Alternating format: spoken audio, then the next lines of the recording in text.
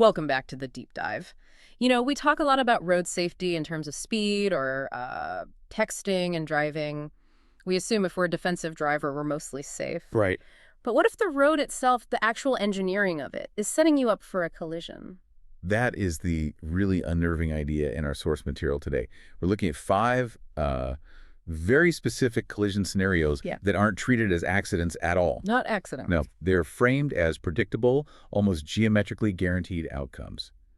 The sources even call it the art of war on the road. It's this tactical view of how physics and visibility line up to create these crash zones. So our mission today is to get into those five scenarios. We're going to dissect the geometry, the maneuvers, and figure out what turns a simple curve or an intersection into, well, a kill zone. This is way beyond just defensive driving. Exactly. The key takeaway here is to shift your thinking from just, following the rules to actually reading the environment. These incidents show that understanding road banking, or where buildings block your view, is so much more important than just looking at the speed limit. The design is basically using physics against you. It's using force vectors and blind spots against the driver. Absolutely. Okay, let's dive into that. I want to start with the most pure example of this, where it's just the road's shape causing the problem. The sources call it the S-median banking of curve tackle. Yes, this is a perfect example of physics just completely overriding what a driver intends to do. It creates what they call a double sword hazard. So picture a winding road, like an S shape, with a divider in the middle. Okay. And the most important part is that the road is banked. It's tilted inward. That's usually done to help cars stay in the curve, to fight centrifugal force. Right. Banking is supposed to be a good thing, a safety feature. So how does it become a weapon in this scenario, especially with, say, a car and a faster motorcycle? Well, it starts off looking fine. At the beginning of the S-curve, the car takes the inside line, the shortest path. The motorcycle, maybe it's going faster or trying to overtake, takes the wider outside lane. They're in separate lanes. But you're saying the road is setting a trap. It's setting a funnel trap because as they get deeper into the curve, that banking starts to push them both inward toward the center. It doesn't matter what they're doing with the steering wheel. Wait, so the tilt of the road is physically forcing their paths to cross? Precisely. The banking is pulling both the car and the faster bike toward the median. So the car driver thinks they're holding their lane perfectly. But the road is secretly pushing the motorcycle right into their path. Exactly. The driver is looking at the painted lines, but the physics is overriding the lines. Yeah. The two paths are set to converge right in the middle of the turn. And because the bike is already fighting the curve, its ability to correct is almost zero. It turns what should be a simple pass into a guaranteed collision. That's incredible. The road helps you stay on the road, but forces you into someone else. Let's shift to another type of curve. One the sources call the F-shaped road. This sounds even more complicated. It is because it introduces multiple failure points. It's basically a steep, deep curve with a very sharp turn at the end. And we have to look at it with and without a central median because that changes everything. Okay, let's start with no median. The source mentions a really dangerous, illegal U-turn right before the curve. Right. So imagine a driver does that. They just pull a U-turn right where the curve begins. The traffic coming up behind them now has a totally blocked lane. They are forced to swerve. And the sources are very specific about the angle here, a 10-degree trajectory change. Why is that number so important? Well, a 10-degree change at speed is this really dangerous sweet spot. It's small enough that a driver might not feel like they're losing control, but it's just big enough to shift the car's weight and push the tires past their grip. So that little nudge is enough to send them drifting. Drifting right into the path of another car that's coming up the incline from the other direction, it's a setup for a really bad hit and run.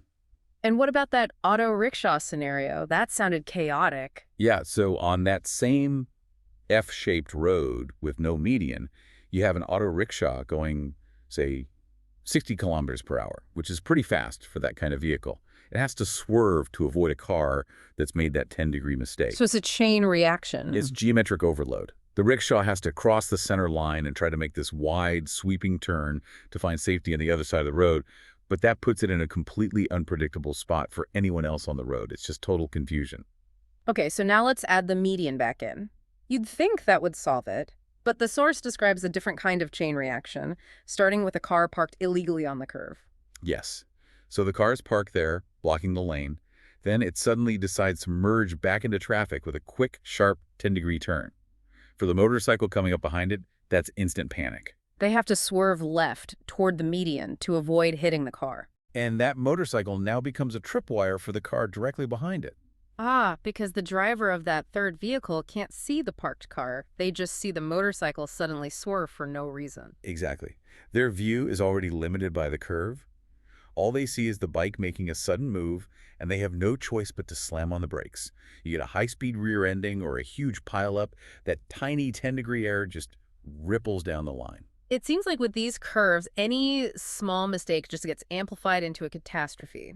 Let's move from the road forcing cars together to the road creating a perfect ambush, the 3.3A direction tackle. This is a fascinating one. It's all about how road geometry can be used to exploit a driver's blind spot. We're talking about incident 3. So the setup is a car that's already busy navigating a curve, which takes a lot of focus. And at the same time, a motorcycle is riding parallel to it and then suddenly decides to merge or split the lane. And the key here is that clock face terminology, the 3.3 direction. If you imagine the car driver is at the center of a clock. The bike is approaching from the 3.30 position. What's so special about that angle? It puts the motorcycle squarely in the car's biggest right side blind spot, especially when the car itself is turning right. The driver's brain is already maxed out, just dealing with the curve, judging the speed, the steering angle. Their focus is tunneled on the road ahead. So it's not just a physical blind spot, it's a mental one too. Is this something that only gets careless drivers, or can it trap good drivers as well? Oh, it traps even the vigilant ones. Yeah. I mean, yes, a good driver checks their blind spot, but the geometry of the curve shortens the time you have for that check to even be useful. The bike is hidden by the car's pillars, by the turn itself, and the merge is so sudden. So by the time you could even react, it's too late. Your ability to swerve or brake when you're already committed to a turn is almost zero. The sources are clear. If the driver misses that merge, and the whole situation is designed for them to miss it, the collision is going to be incredibly violent. It's a geometric ambush. Wow. All right, let's go to our last category, intersections. This is where things get really messy with multiple vehicles. We'll start with the T-lane intersection junction tackle. Right, so we're moving from open curves to tight congested spaces. This is narrow T intersection, probably on a side street. And the most important feature is that there are buildings or walls right up against the road. Creating huge blind spots. Massive, immovable blind spots. So we have 3 vehicles. Vehicle A is coming from the bottom of the T, wanting to turn right. Vehicle B is going straight across the top. And Vehicle C is coming from the right and wants to turn left. Okay, so let's see it from Vehicle A's point of view, the one at the bottom of the T. Vehicle A wants to turn right, which feels like a simple, safe maneuver. But because of those buildings, the driver has virtually no view of Vehicle C, which is coming toward them from the right. And A's turn puts it directly in the path of C, who is also trying to make a turn.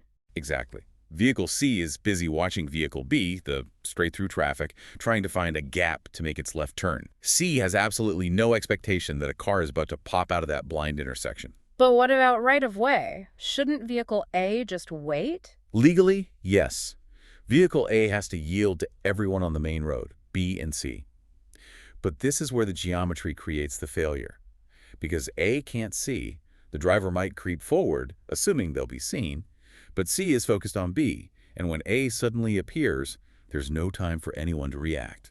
It's a guaranteed side impact. Both cars are aiming for the exact same piece of road, and neither one could see the other until the last second. The buildings are the real cause. They turn a simple yield rule into a geometric puzzle that's impossible to solve at normal speeds. Finally, let's look at the S intersection tackle. This one sounds like the most chaotic, especially for the person who's just trying to drive straight. It is. An S intersection isn't a normal crossroad. The road itself curves like an S right through the junction. This forces cars to merge at really strange diagonal angles. And the high-risk maneuver involves 2 cars, A and B, trying to merge from that S curve into the main road at the same time. One goes right, one goes left. And Vehicle C, the one just driving straight on the main road at a normal higher speed, is identified as the target, the most vulnerable one in the whole setup. Why is C the target? I get that 2 cars merging is confusing, but why is the S shape so dangerous for that main lane traffic? Because A and B aren't entering at a nice 90-degree angle. They're coming in diagonally from the curve, and they're both aiming for the same slice of road right in front of C. So Vehicle C is basically getting caught in a pincer movement. Caught in a crossfire. It's a good way to put it. C is moving faster, and the sudden diagonal merging from 2 different directions just destroys its driver's reaction time. But here's the really critical part, the psychological trap. Go on. Both A and B are legally required to yield to C. But in that split second, the driver of A assumes B will wait, and the driver of B assumes A will wait. Or they both punch it, trying to beat the other Well, one. and they compound the danger directly onto vehicle C. They squeeze vehicle C, which has nowhere to go. The S geometry dictates these converging paths, and it turns a standard merge into a trap. The result is often a really severe T-bone collision, and it's the innocent driver on the main road who pays the price. Looking back at all 5 of these, what's so clear is that these aren't just random mistakes. They feel like they're engineered to fail. The banking on the curve, the blind spot at 330, the weird angles of the intersection, they all create predictable failures. That's the whole point. By understanding these specific tackles, the mechanics of how an S-curve or a T-junction really works, you actually get a huge advantage. You can start to anticipate these hazards, and it changes how you see the road. You start being a passive driver and start becoming an active risk manager. It's like a shortcut to understanding the hidden language of the road.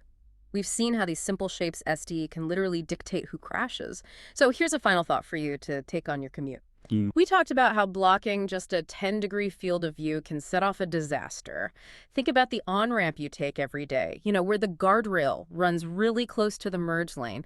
Is that guardrail, by blocking just 10 critical degrees of your vision, hiding its own predictable tackle right there on your route? Anticipate the environment, or the environment will anticipate your failure. We'll see you on the next deep dive.